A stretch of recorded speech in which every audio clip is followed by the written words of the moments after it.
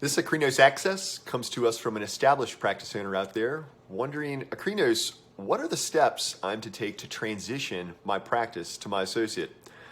Well, it's a very exciting time right now in modern optometry as we're seeing the largest transition of practice ownership. And increasingly, these are becoming doctor-to-doctor transitions. Now, as it were, the transition process is composed of three phases: the valuation phase, negotiations and agreements, and the implementation phase. And in this brief video, we're going to touch on just a few of those high-level elements of each of those phases. And by the way, if you'd like to learn more on any of this stuff, we do a lot of deep dive in there at Akrinos.com, at the Cold Start Corner and the Akrinos Access Archive. So as it were, the first phase of the transition journey is the valuation. Now, the objective of the valuation is to get an equitable, accurate, fair market value of the practice as it stands today.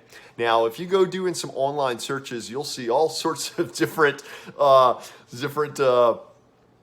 responses and formulas and ways to go about this. But truly, in the context of that, it is imperative that as you are going down this path, the valuation include a few key pieces. First and foremost, that it's got up-to-date, relevant industry, business, and regional overview to truly understand kind of that snapshot of what's going on in that market. From there, financial statement reconstruction and forecasting. And it is imperative that those financial statement reconstructions are accurate and match the financial statements prepared, CPA prepared financial statements. From there, it's jumping into valuation methodology. And this is, once again, where it's vitally important that you're assessing this valuation using modern valuation methodologies across asset-based, income-based, and market-based methods, and that the valuation report actually includes some support and evaluation of the exact calculations that went into that. From there, then, the valuation kind of all that synthesizes together to conclude that final business value. So again, evaluation is just the first step. We've got some great resources at Akrinos.com. Feel free to check them out, even some calculators if you wanted to try to play with some numbers on your own. But the first step in that process is the valuation.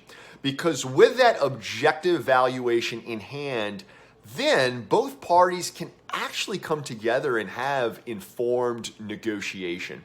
Now here, it's critically important that everything is full transparency, absolutely, right? Because when we're talking about negotiations and agreements, we're going to dig into a variety of different areas, right? So you're talking terms of the sale, talking inventories and equipment, a good itemized, up-to-date list of that, any sort of employment contracts, occupancy agreements, that lease, oh, so vitally important to bring to the table and needs to be a talking point during negotiations. From there, you sort of other business service agreements, covenants, non-competes. And another really key piece here, particularly if you're going to be transitioning the practice to your associate, if you see yourself still sticking around, and buyers, you as well, so both sellers and buyers, if the seller is going to stay involved working in the practice, all of this needs to be addressed during negotiations. Do not wait until after the sale to address this. It has to be addressed during negotiations.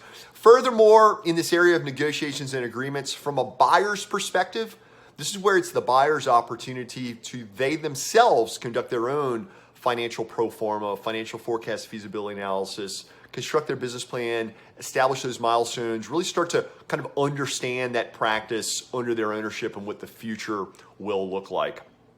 Last but not least, with that valuation in place, with negotiations and agreements in place, agreement made, it's time to sign on the line. Wow, to think that we've captured all the whole transition process in 4 minutes here. But it's time to sign on the line.